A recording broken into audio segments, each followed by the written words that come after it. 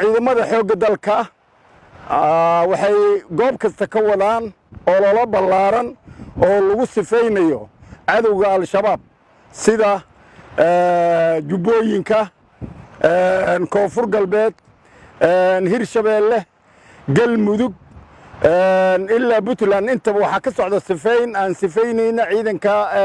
cadowga al-shabaab oon ka baabiinayna dalka soomaaliyeed ee ay curyaamiyeen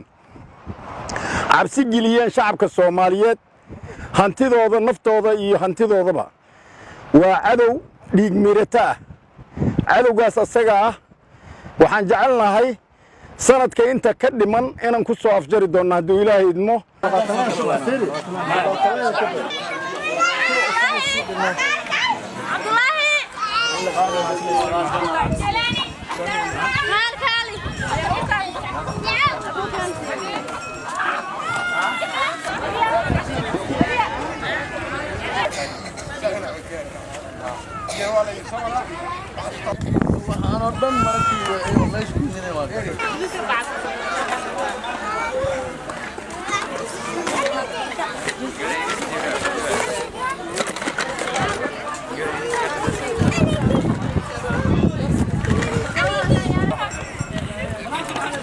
tuutaan ninka wataa waa shacabka shaqaale shacabka markaad ciidan maqashaan waxaan u shaqeynaa shacabka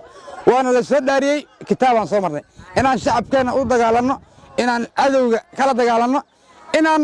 wax allaala wixii aan gaarsiin karno oo taakulayna waxaan maanta cun lahayn inaan iyagana ay nala cunaan ayaa halkaan naloo keenay waxaana lagu soo ballamay amarka madaxda naga sarraysa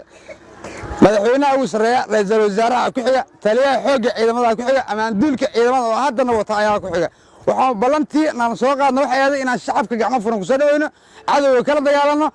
biyaha aan cabaynana aan wax ka siino badarka aan wax ka siino waa shacabkiinni aad tihiin ciidamadiinni aan nahay saraakiishii ciidamadooda aan nahay waxaan idinka ballan qaadaynaa inaan cadowga la dagaalanno inaan galaas biyaha haddaa cabaynana galaas kaleeto idinkana cabtaan waxaana aan idinka saari doonno inaan idinkana noo soo ducaysiin saasaan idinka rabnaa wabillahi tawfiiq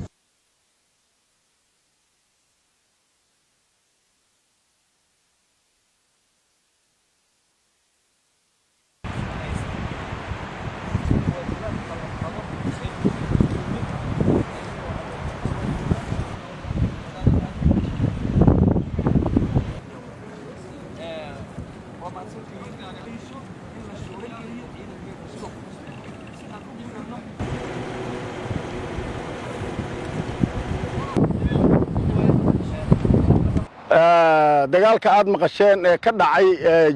jilmarka waxa weeye waxaa lagu dilay 16 al-shabaab ah horjooga ajnabi ah lagu dilay oo maaragtay halkaas lagu dilay marka shabaab fara badan lagu laayay halka naftigeeda dagaalkii cuslaayo ka dhacay shabaab fara badan lagu laayay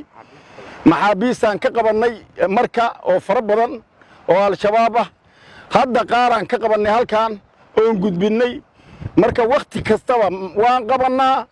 waa gudbinaa annaga hadee waxay ku dhaqmayaan oo kale kuma dhaqmayno dad diin lahaanahay dad Soomaali matalaanahay xoogga dalkan nahay ma dilayno qof aan qabanay ma dilayno bilo aadinimada aan ogolaanayn ayaga waxa ay ku dhaqmaana kuma dhaqmi karno shabaab waa qabanay dawladdan u gudbinay wixii xabadda ku dhintayna waa caddahay arrintaas buugay ku qoran yihiin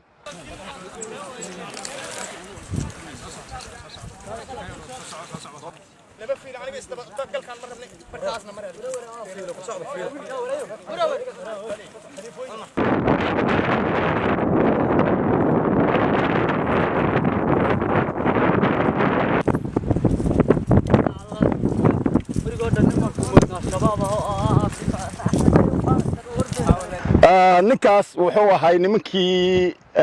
bakistaanka dagaalami jiray kolkii dambana Boko Haram u galay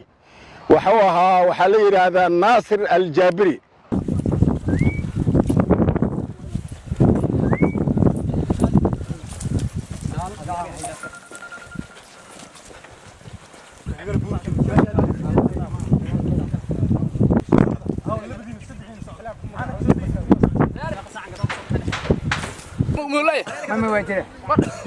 shacabka Soomaaliyeed waxaan ugu baaqayaa cadawgan hilibkooda cunaya hantidooda cunaya guri kasta iyo geed kasta fadhiya xoolahooda dhacaya beenta iyo dulmiga sekada ugu qaadanaya seko ulul amriga oo yaani islaamku ay doorteen ayaa seka qaadi kara nin calan madow iska wato durkiisa ordaya seka ma qaado waxaan shacabka Soomaaliyeed ugu baaqayaa dawladda ha garab istaagaano ciidamadooda ha garab istaagaano naftooda ha huraano aan iska sifayna nin walba uu seeftaada guriga kala soo bax aan la dagaalano